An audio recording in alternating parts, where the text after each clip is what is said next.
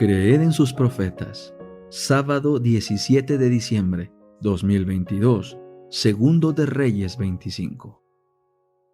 Y aconteció el 10 del mes 10º del 9º año de su reinado, que Nabucodonosor, rey de Babilonia, vino con todo su ejército contra Jerusalén. Luego acamparon contra ella y construyeron muros de asedio contra ella en derredor. La ciudad estuvo sitiada hasta el año 11 del rey Sedequías. En el 9º día del mes 4º prevaleció el hambre en la ciudad, y no había alimentos para el pueblo de la tierra. Entonces se abrió una brecha en la ciudad, y huyeron de noche el rey y todos los hombres de guerra por el camino de la puerta que estaba entre los dos muros, junto al jardín del rey, mientras los caldeos estaban junto y alrededor de la ciudad. Se dirigieron hacia el Arabá, pero el ejército de los caldeos persiguió al rey y lo alcanzó en las llanuras de Jericó, y todo su ejército fue dispersado de su lado. Entonces prendieron al rey y lo llevaron ante el rey de Babilonia, en Ribla. Y éste pronunció sentencia contra aquél. Degollaron a los hijos de Sedequías en su presencia, y a Sedequías le sacó los ojos, lo aprisionó con cadenas de bronce y lo hizo llevar a Babilonia. El 7º día del mes 5 del año 19 de Nabucodonosor, rey de Babilonia, vino a Jerusalén Nabuzaradán, capitán de la guardia, servidor del rey de Babilonia. Incendió la casa del Señor, la casa del rey y todas las casas de Jerusalén. Incendió todo edificio grande. Todo el ejército de los caldeos que estaba con el capitán de la guardia demolió los muros alrededor de Jerusalén. Nabuzaradán, capitán de la guardia, hizo llevar cautivo al resto del pueblo que había quedado en la ciudad, a los desertores que se habían pasado al rey de Babilonia y al resto de la gente. Sin embargo, el capitán de la guardia hizo quedar una parte de la gente más pobre de la tierra como viñadores y labradores. Los caldeos destrozaron las columnas de bronce que estaban en la casa del Señor, así como las bases de las pilas móviles y la fuente de bronce que estaban en la casa del Señor, y se llevaron el bronce a Babilonia. También se llevaron las ollas, las palas, las despabiladeras, los cucharones y todos los utensilios de bronce con que servían. El capitán de la guardia se llevó también los incensarios y los tazones para la aspersión, tanto los de oro como los de plata. En cuanto a las 2 columnas, la fuente y las bases de las pilas móviles que Salomón había hecho para la casa del Señor, no hubo manera de pesar el bronce de todos estos objetos. La altura de cada columna era de 8 metros. Encima tenía un capitel de bronce de 1,5 metros de alto, y alrededor sobre el capitel había una red y granadas, todo de bronce. La segunda columna tenía una labor igual con la red. El capitán de la guardia tomó también a Seraías, el sacerdote principal, a Sofonías, el segundo sacerdote, y a 3 guardias de la puerta. Y de la ciudad tomó a un funcionario que estaba encargado de los hombres de guerra, a 5 hombres de los más íntimos del rey que se hallaban en la ciudad, y al escriba principal de la milicia, quien reclutaba al pueblo de la tierra, a 60 hombres del pueblo de la tierra que se hallaban en la ciudad. Nabuzaradán, capitán de la guardia, los tomó y los llevó ante el rey de Babilonia en Ribla. El rey de Babilonia los hirió y los mató en Ribla, en la tierra de Amat. Así fue llevado cautivo Judá, lejos de su tierra. Gedalías es asesinado.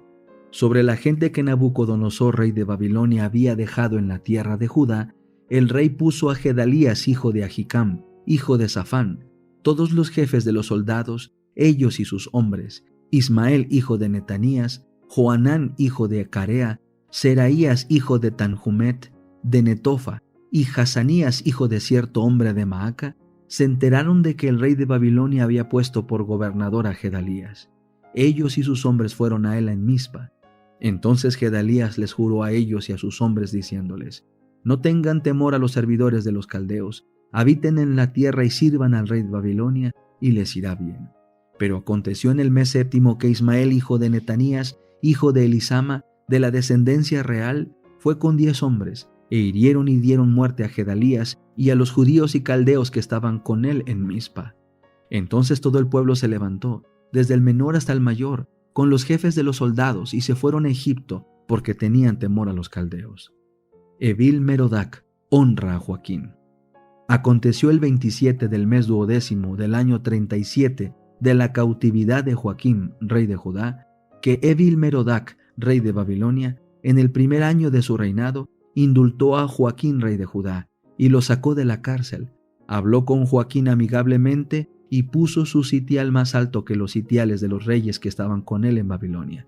Cambió su ropa de prisión y Joaquín comía en la presencia del rey siempre, todos los días de su vida. En cuanto a su ración, le fue dada una ración continua de parte del rey, cada cosa en su día, todos los días de su vida. Eventos de los últimos días. Capítulo 9. Las leyes dominicales.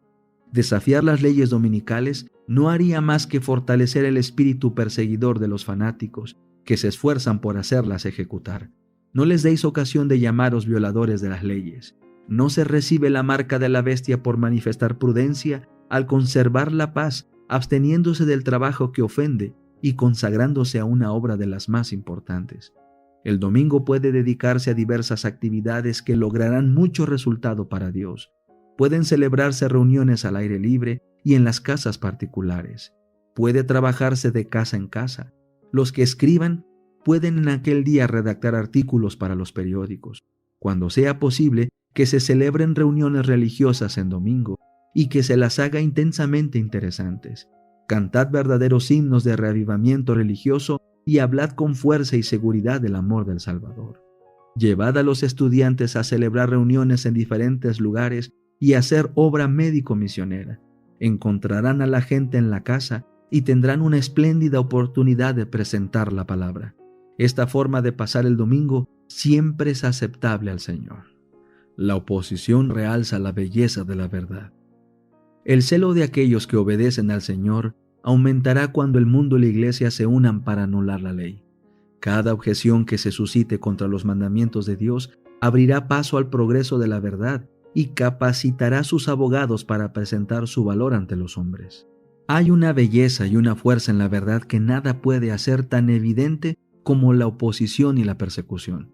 En este tiempo, cuando se hace un esfuerzo tal para imponer la observancia del domingo, es la precisa oportunidad para presentar al mundo el verdadero día de reposo, en contraste con el falso.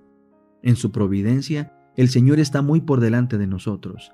Él ha permitido que la cuestión del domingo sea recalcada primero para que el día de reposo del cuarto mandamiento pueda ser presentado ante las asambleas legislativas. De este modo, la atención de los dirigentes de la nación puede ser atraída al testimonio de la palabra de Dios en favor del verdadero día de reposo. Debemos obedecer a Dios antes que a los hombres. Los adherentes a la verdad son llamados ahora para elegir entre desechar un claro requerimiento de la palabra de Dios o perder su libertad. Si renunciamos a la palabra de Dios y aceptamos las costumbres y tradiciones humanas, todavía se nos permitirá vivir entre los hombres para comprar y vender y para que se respeten nuestros derechos. Pero si mantenemos nuestra lealtad a Dios, debe ser a expensas de nuestros derechos entre los hombres, porque los enemigos de la ley de Dios se han unido para aplastar el juicio independiente en asuntos de fe religiosa y para controlar la conciencia de los hombres.